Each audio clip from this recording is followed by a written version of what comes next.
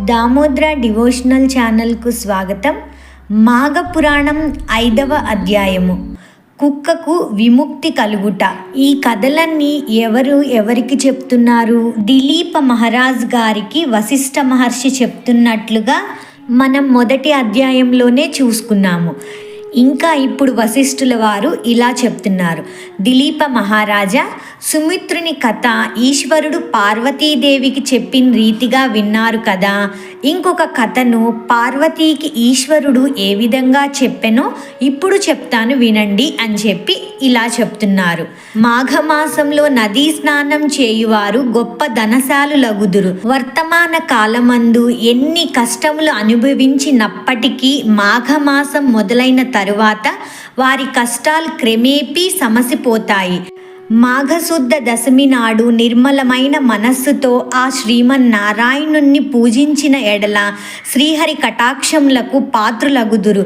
అందులో అణు మాత్రమైనను సంశయం లేదు అని పార్వతీదేవితో శంకరుడు వివరించుచుండగా పార్వతి ఇలా అంటారనమాట.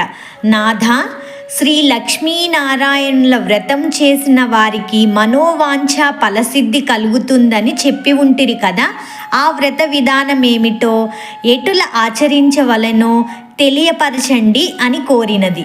అప్పుడు మహేశ్వరుడు పార్వతితో ఇట్లా చెప్పెను. మాఘశుద్ధ దశమి నాడు ప్రాతకాలంన కాలకృత్యములను తీర్చుకొని స్నానం చేసి నది ఒడ్డున కానీ ఇంటి వద్ద కానీ మండపం నుంచి ఆ మండపము ఆవు పేడతో అలికి పంచరంగులతో ముగ్గులు పెట్టి మండపం మధ్య 8 రేకుల పద్మం వేసి అన్ని రకాల పుష్పములు ఫలములు తీసుకొని వచ్చి లక్ష్మీనారాయణులను మండపం మధ్యలో ఉంచి ఆ విగ్రహాలకు గంధము, కర్పూరము, అగరవత్తులు మొదలగు ద్రవములు పూసి పూజించవలెను. రాగి చెంబులో నీళ్లు పోసి మామిడి చిగుళ్లను అందులో ఉంచి దానిపై కొబ్బరికాయ పెట్టి క్రొత్త వస్త్రం ఒకదానిని కప్పి లక్ష్మీనారాయణుల ప్రతిమను ప్రతిష్ఠించి పూజించవలెను. ఆ మండపం మధ్యలో సాలగ్రామంను ఉంచి ఒక సద్బ్రాహ్మణుణ్ణి ఆహ్వానించి పూజించి వారి చేత ధూప, దీప, చందనాగరు పరిమళ వస్తువులను ఉంచి నైవేద్యంను పెట్టవలెను. ఆ తరువాత రాగి పాత్రలో నీరు పోసి అర్ఘ్యప్రదానం చేయవలెను. అటు తర్వాత సూర్యనారాయణ స్వరూపుడగు శ్రీ రామచంద్ర ప్రభువును మదిలో ధ్యానించవలెను. మాఘమాస స్నానం చేయువారు వారి తల్లిదండ్రులు, బంధువుల సమక్షంలో మాఘమాస వ్రతమును చేయవలసి ఉంటుంది.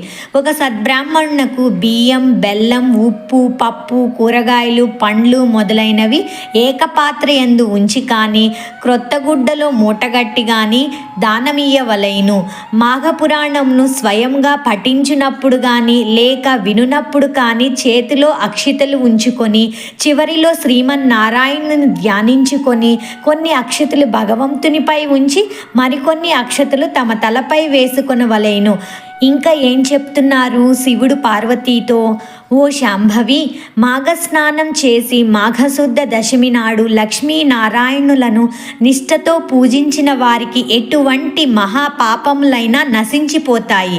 ఇంకొక ఉదాహరణ కూడా తెలిపెదను, సావధానంగా వినుము అని చెప్పి ఇలా చెప్తున్నారు.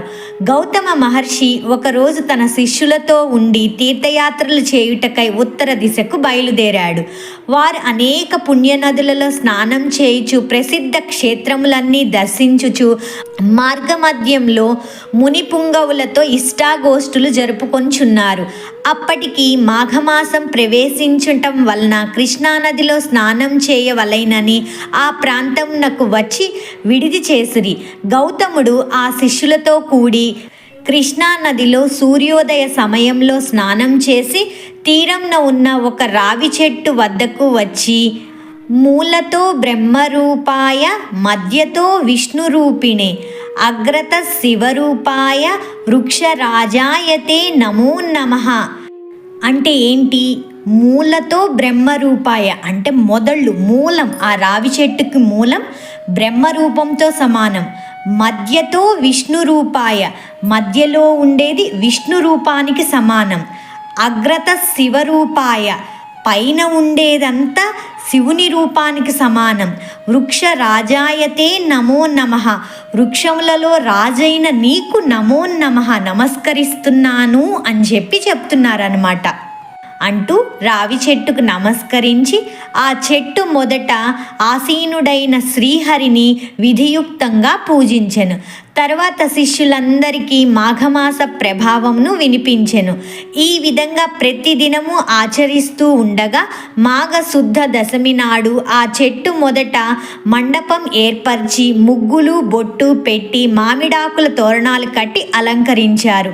ఆ మండపం మధ్యలో శ్రీహరి చిత్రపటంను ఉంచి పూజించారు. ఆ విధంగా పూజిస్తూ ఉన్న సమయంలో ఒక ఆడకుక్క వచ్చి భగవంతునికి చేయుచున్న పూజా విధానమంతయు రెప్ప వాల్చకుండా దీక్షతో చూచుచు ఆ రావి చెట్టుకు ఎదురుగా కూర్చొని ఉండెను.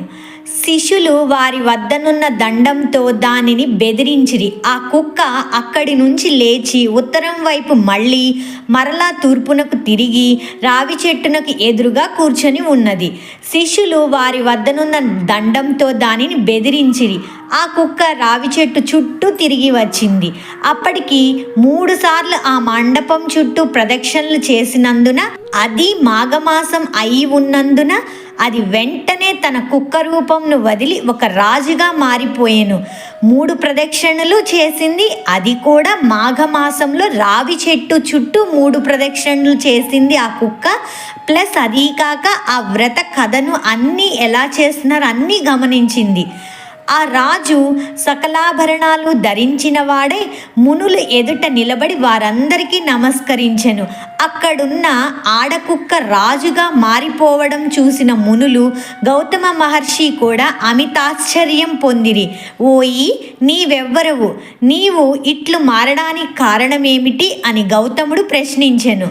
అప్పుడు కుక్క రూపంను వదిలి రాజుగా మారిన ఆయన ఇలా చెప్తున్నారు: మునిచంద్రమా, నేను కళింగరాజును. మాది చంద్రవంశం. నా పేరు జయచంద్రుడు. నాకు అన్ని విద్యలందు ప్రావీణ్యత కలదు. నా దేశ ప్రజలను ధర్మ మార్గమున పరిపాలన చేయుచూ ఉన్నాను. దాన ధర్మాలు చేయడం అంటే నాకు అమితమైన ప్రీతి. నేను అనేక దానాలు చేసి ఉంటిని. గో, భూ, హిరణ్య, సాలగ్రామ దానాలు కూడా చేసి ఉన్నాను. ఎక్కువగా అన్నదానం, తిలదానం చేసి ఉన్నాను. తిలదానం అంటే నువ్వుల దానం అని. అట్లాగే అనేక ప్రాంతాలలో చెరువులు త్రవ్వించాను. నూతులు త్రవ్వించి బాటసారులకు నీడనిచ్చు నిమిత్తం చెట్లను కూడా నాటించాను. ధర్మశాలలను కట్టించాను. పశువులు త్రాగటానికి నీటి గుంటలు త్రవ్వించాను. నిత్యము బీద ప్రజల నిమిత్తం అన్నదానము, మంచినీటి చలివేంద్రాలు, అలాంటివి ఎన్నెన్నో పుణ్యకార్యాలు చేసి ఉన్నాను. అనేక దేవాలయాలను నిర్మించి దైవ విగ్రహాలను ప్రతిష్ఠించాను. సద్బ్రాహ్మణుల చేతను, వేదాలు చదువు పండితుల చేతను ఎన్నో క్రతువులు చేయించాను. పురాణాలలో ఉన్న ధర్మాలన్నింటినీ చేసి ఉన్నాను. ఇలా ఇన్ని మంచి కార్యాలు నేను చేసినప్పటికీ నేనెలా కుక్కనయ్యాను? దానికి కారణం లేకపోలేదు. ఆ కారణం కూడా నేను విశదపరచెదను వినుడు అని ఇలా చెప్తున్నారు. ఒకానొక దినమున ఒక ముని పుంగవుడు గొప్ప యజ్ఞం ఒకటి తలపెట్టాడు. యజ్ఞం చేయడం అంటే సామాన్య విషయం కాదు కదా. దానికి ధనము, వస్తు సముదాయం చాలా కావలసి ఉంటుంది. ఆ ముని పుంగవుడు నా వద్దకు వచ్చి అర్థించాడు. ముని సత్తముడు వచ్చిన వెంటనే ఎదురు వెళ్ళి కాళ్ళు కడిగి ఆ నీళ్లు నా శిరస్సుపై చల్లుకొని కుశల ప్రశ్నలు అడిగి తిని, ఆ ముని కూడా నా సత్కారంనకు మిక్కిలి సంతసించి ఇలా హితబోధ చేశారు. ఏంటి అంటే, రాజా, నీకు గుప్త విషయములు తెలుపుచున్నాను అంటే రహస్యమైన విషయాలను తెలుపుతున్నారన్నమాట.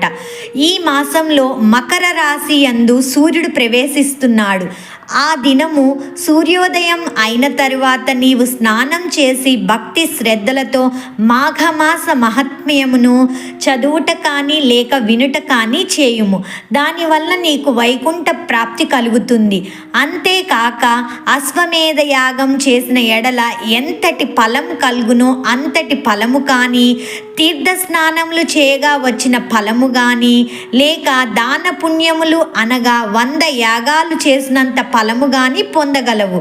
మాఘశుద్ధ సప్తమి ఆదివారం వచ్చినా కానీ, దశమి ఆదివారం వచ్చినా కానీ ఉదయమే స్నానం చేసినను, అంతేకాక మాఘ పౌర్ణమి రోజు ఉదయాన స్నానం చేసినను మానవుడు ఎటువంటి పాపములైనను విడువగలడు.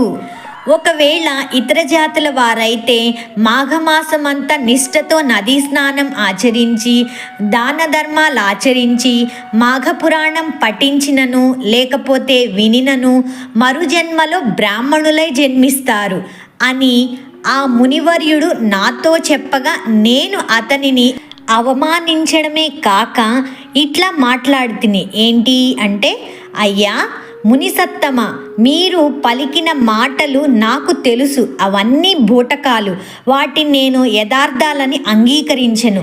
ఏవో అతిశయోక్తులు తప్ప మరి ఒకటి కాదు. కనుక నేను మాఘమాసం చేయటం కానీ, దాన పుణ్యాదులు చేయటం కానీ, పూజా నమస్కారములు ఆచరించడం కానీ చేయను. చలిదినములలో చన్నీళ్ల స్నానం చేయటం అంటే ఎంత కష్టం. ఇక నాకు ఈ నీతి బోధలు చెప్పకండి, నాకున్న ఫలములు చాలునని ఆ మునితో అంటిని. నా మాటలకు మునికి కోపం వచ్చి ముఖం చిట్లించుకొని, సరే నేను చెప్పవలసింది చెప్పాను, అది నా ధర్మం అని యజ్ఞమునకు కావలసిన ధనమును తీసుకోకుండానే వెళ్ళిపోతున్నాడు. అంతట నేను ఆ మునిని చేతులు పట్టి బ్రతిమిలాడగా ఎట్టకేలకు అంగీకరించి ధనమును తీసుకొని వెళ్ళెను. ఆ విధంగా నేను కొంతకాలం రాజ్యపాలన చేసి ప్రాణములను విడిచాను. తరువాత నాకు వరుసగా 7 జన్మలు కుక్క జన్మయే వచ్చింది. నా పాప ఫలమేమో కానీ కుక్కగా 7 జన్మలు బాధపడితిని. ఇప్పుడు మీరు చేయు పూజాస్థలం చుట్టూ 3 పర్యాయాలు ప్రదక్షిణలు చేసి తిని కాన ఆ పూర్వజన్మ స్మృతి నాకు కలిగినది. దైవయోగమును ఎవ్వరునూ తప్పించలేరు కదా. ఇటుల కుక్క జన్మలో ఉండగా మరలా నాకు పూర్వజన్మ స్మృతి ఎటుల సంక్రమించినదో వివరింపమని ఆ కళింగరాజు గౌతమ మహర్షిని ప్రాధేయపడ్డారు. అప్పుడు గౌతమ మహర్షి ఇలా చెప్తున్నారు, నేను నా శిష్యులతో కృష్ణవేణి తీరమందుండి ఈ మాఘమాసమంతయు కృష్ణానదిలో స్నానములు జపములు చేసి తిరిగి మరి ఒక పుణ్యనదికి పోవుదమని వచ్చి ఉంటిమి. మేమందరము ఈ వృక్షరాజం క్రింద విష్ణు విగ్రహాన్ని పూజించుకొంచున్నాము. కుక్క రూపంలో ఉన్న నీవు దారిని పోతూ ఇక్కడ నైవేద్యంను చూసి తినాలి అనే ఆశతో పూజ సమీపంనకు వచ్చి కూర్చుంటివి. అప్పుడు నీవు ఎలాగున్నావో తెలుసా? నీ శరీరం అంతా బురద మైల తగిలి ఉన్నది. చూడ్డానికి చాలా అసహ్యంగా ఉన్నావు. పరిశుద్ధులమై భగవంతుని పూజ చేయుచున్న ఈ సమయంలో ఇక్కడకు జంతువు కానీ పక్షి కానీ వచ్చి ఉంటే దానిని తరిమివేయడం అన్నది సహజమే కదా. నీవు అసహ్యంగా ఉన్నందువలన నా శిష్యులు నిన్ను తపోదండంతో నిన్ను కొట్టబోవుటచే పారిపోయి నైవేద్యమును తినవలనన్న ఆశతో తిరిగి యథాస్థానంనకు వచ్చి కూర్చుంటివి. మరలా నా శిష్యులు నిన్ను కొట్టబోవుటచే పారిపోయి తిరిగి మళ్ళీ వచ్చావు. అట్లు 3 పర్యాయాలు తిరుగుటచే భగవంతుడు నీ రూపమును మార్చి నిజ రూపమును ప్రసాదించాడు. అంటే భగవంతుని మండపం చుట్టూ తిరగడం వలన మాఘమాస ఫలం కలిగి పునర్జన్మ వచ్చినదన్నమాట. ఇక మాఘమాసమంతయు నదిలో స్నానం చేసి భగవంతుణ్ణి ధ్యానించి పురాణ పఠనం చేసినచో ఎంతటి ఫలం వచ్చినో ఊహించుకొనుము అని చెప్పగా రాజు వినుచుండగా అంతలోనే రావి చెట్టుకున్న ఒక తొర్రలో నుంచి ఒక మండూకం బయటకు వచ్చి, అంటే కప్ప బయటికి వచ్చి గౌతమ ఋషి పాదాలపై పడి బెక్ బెక్మని అరచి అటు ఇటు గెంతులేస్తున్నది. అట్లు గెంతుటంలో మండపం వద్దకు వచ్చి చూచుచుండగానే కొంచెంలో హఠాత్తుగా కప్పరూపం వదిలి ముని వనితగా మారిపోయింది. ఆమె నవ యవ్వనవతి, అతి సుందరాంగి. గౌతమ ఋషిని చూడగానే ఆమెకు జ్ఞానోదయమై తన యొక్క పూర్వజన్మ వృత్తాంతమంతయు జ్ఞప్తికి వచ్చింది.